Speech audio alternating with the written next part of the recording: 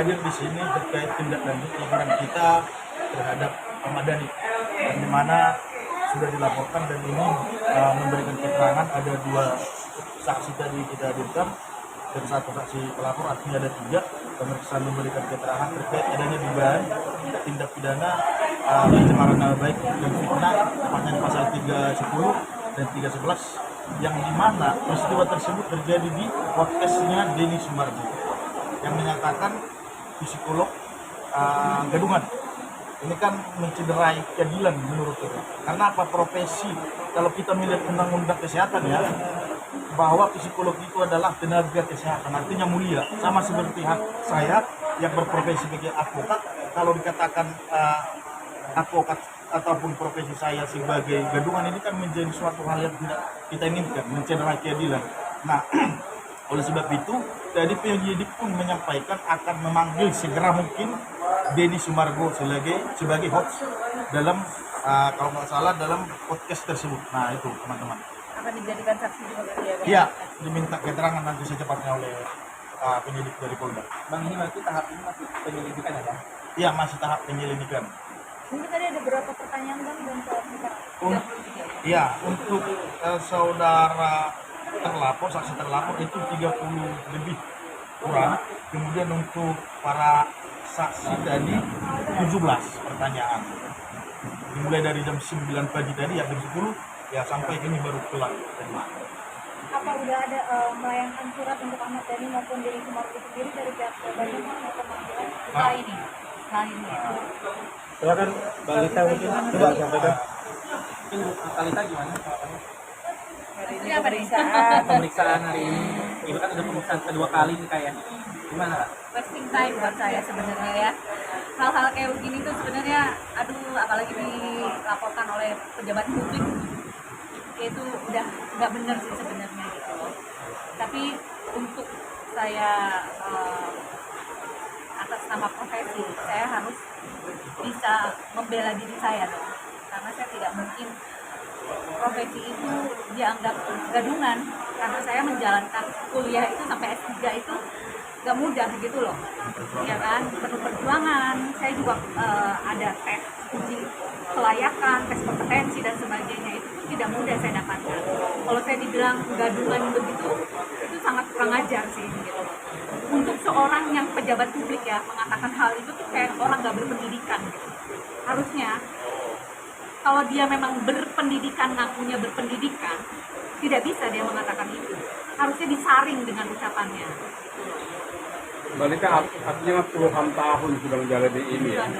PS3 pun di keilmuan yang sama. Kemarin sih sebenarnya waktu pas di PPA saya nggak mau melaporkan balik karena tidak mencederai itu. Ternyata pas dibilang saya adalah psikolog gadungan, itu saya marah dong. Karena itu udah bukan masalah pribadi lagi, tapi udah menyangkut profesi. Itu aja sih. Target Balita apa Mbak? Hah? Keluar dia dari DPR. Ya, tidak layak dia. Tidak masuk. Ini adalah laporan saya, ini adalah untuk kelengkapan saya di MK dan MKD. Jadi bahwa dia dilaporkan oleh masyarakat atau rakyat, saya kan rakyat kan, sebagai kasus ini. Jadi, Yakin langkah hukum ini akan berhasil Mbak? sorry? Yakin langkah hukum ini akan berhasil? Ya pastinya kita yakin. Pastinya kita yakin. Karena ini nanti akan ada dari HIMSI kan, legalitas profesi saya kan pasti akan dipanggil, lalu dari IPK karena saya psikolog klinis itu juga pasti harus ada ini, dan sertifikasi saya asli. Kalau saya dibilang gadungan itu kan berarti udah pidana. Ya. Gitu aja. Tadi kita menampilkan bukti juga terkait dengan ijazahnya klien kita, kemudian surat izin prakteknya, dan ada SPR seumur hidup loh. Saya itu SPR-nya seumur hidup loh. Artinya saya itu sudah terakreditasi dan sudah menjadi kelayakan gitu loh, bahwa saya tidak perlu lagi harus mengupdate setiap tahunnya. Berarti itu saya sudah masuk ke dalam sesuatu yang memang jarang sekali orang dapatkan gitu. Mbak, kerugian materialnya bisa nggak Mbak? Bisa dikatakan bahwa ini juga menyangkut profesi teman-teman satu profesi. Kenapa Pak? Ini juga menyangkut teman-teman satu profesi seperti itu. Oh iya, harus dong. Ya ini kan teman-teman saya juga, saya didukung oleh teman-teman seprofesi saya bahwa lapor balik aja itu kurang ajar gitu loh. Artinya dia tidak menghargai profesi orang gitu. Mbak, kerugian materinya ada, Mbak? Damai ya, Mbak? Sorry, udah akan membuka pintu damai ya? Oh, No. Saya tidak akan membuka pintu damai. Ini supaya apa? Supaya menjadi efek jerah buat orang-orang yang mengaku bahwa dia adalah seorang yang punya pejabat publik. Anggota DPR ini loh, anggota DPR yang tidak punya kompetensi. Artinya dia tidak layak menjadi anggota DPR. Makanya saya menjadikan dia sampel di Mahkamah Konstitusi untuk gugatan pensiun seumur hidup. Apa ada kerugian secara imaterial Oh, maupun pasti dong. Material Pasti. materialnya, Mbak? Pasti. Saya datang ke sini aja kan berarti saya nggak kerja. Betul nggak?